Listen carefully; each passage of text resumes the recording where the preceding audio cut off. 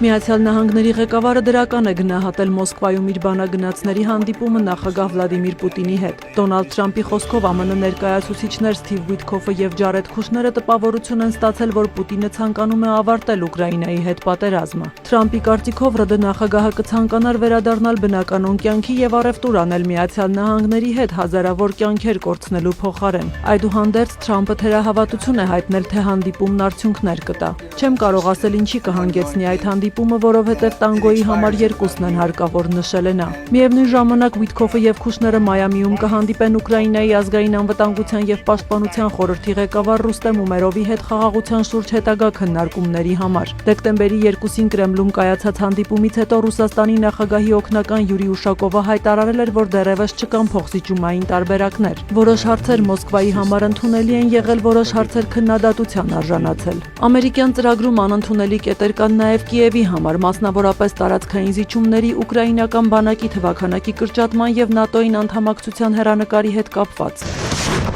Խաղաղության բանակցություններին զուգահեռ շարունակվում են փոխադարձ հարվածները։ Ռուսաստանը հայտնել է գիշերն ուկրաինական գրեթե 80 անօդաչու թռչող սարք խոցելու մասին, այդ թվում Մոսկվայի երկնքում։ Վորոնեժում կա 1 վիրավոր։ Իսկ Օդեսայում ռուսական անօդաչուների հարվածից շենքեր են վնասվել, կան վիրավորներ։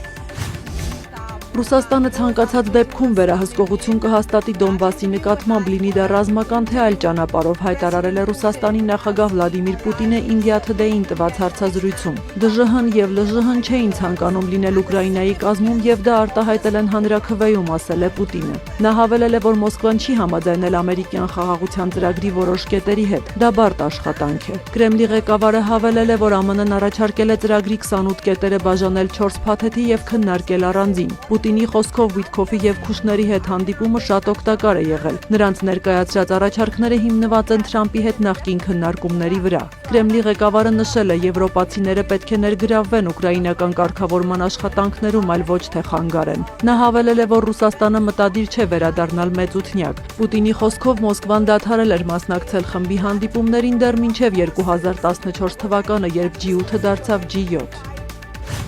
Չինաստանի ղեկավար Սի Ցզինփինը Պեկինում ընդունել է Ֆրանսիայի նախագահ Էմանուել Մակրոնին։ Սա Մակրոնի 4-րդ պետական այցն է Չինաստան։ Այս անգամ նրան ուղեկցում են տարբեր ոլորտների խոշոր գործարարներ։ Ֆրանսիայի նախագահն իր չինացի գործընկերոջ հետ մամուլի ասուլիսում կոչ է արել ավելի հավասար տնտեսական հարաբերություններ հաստատել Չինաստանի եւ Եվրոպայի միջև։ Սի Ցզինփինն էլ Ֆրանսիայի հետ ավելի խորը համագործակցության կոչ է արել։ Չինաստանը Ֆրանսիայի 7-րդ ամենախոշոր առևտրային գործընկերն է եւ գնում է տարեկան շուրջ 35 միլիարդ դոլարի ապրանքներ, իսկ Ֆրանսիան Չինաստանից 45 միլիարդ դոլարի։ Այցի ընթացքում Մակրոնը նաև նպատակ ունի Չինաստանին համոզել Մոսկվայի վրա իր ազդեցությունն օգտագործել Ուկրաինայում խաղաղություն հաստատելու համար։ ՄԱԿ-ի գլխավոր վեհաժողովն ընդունել է բանաձև, որը Մոսկվայից պահանջում է անհապաղ եւ առանց նախապայմանների վերադարձնել բոլոր ուկրաինացի երեխաներին, որոնք Ռուսաստան են տեղափոխվել պատերազմի սկզբից ի վեր։ Ըստ Կիևի, Ռուսաստանն Ուկրաինայից հարկադրաբար դուրս է բերել առնվազն 20,000 երեխայի, որոնցից միայն 1859 է հաջողվել վերադարձնել։ Բանաձևին կողմ է քվեարկել 91, դեմ 12 եւ ձեռնպահ 57 անդամ։ Բանաձևում խորը մտահոգություն է արտահայտվում ընտանիքներից բաժանված ուկրաինացի երեխաների ճակատագրի առնչությամբ եւ նշվում, որ այդ գործողությունները հանդիսանում են Ժնևի կոնվենցիաների խախտում։ Ուկրաինացի երեխաների տեղափոխման պատճառով միջազգային քրեական դատարանը Ռուսաստանի նախագահ Վլադիմիր Պուտինի եւ երեխաների իրավունքների հանձնակատար Մարիա Լվովա-Բելովայի ձերբակալման օրդեր է տվել։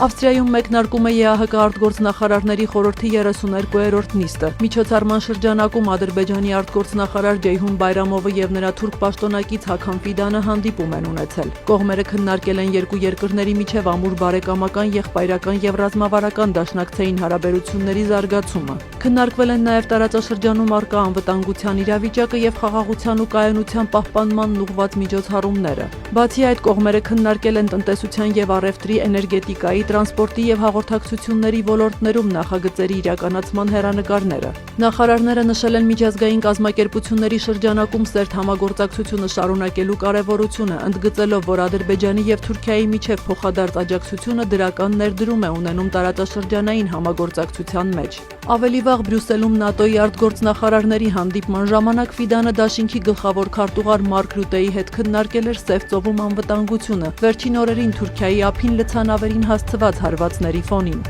Սյուզաննա Չրաղյան, լուրեր։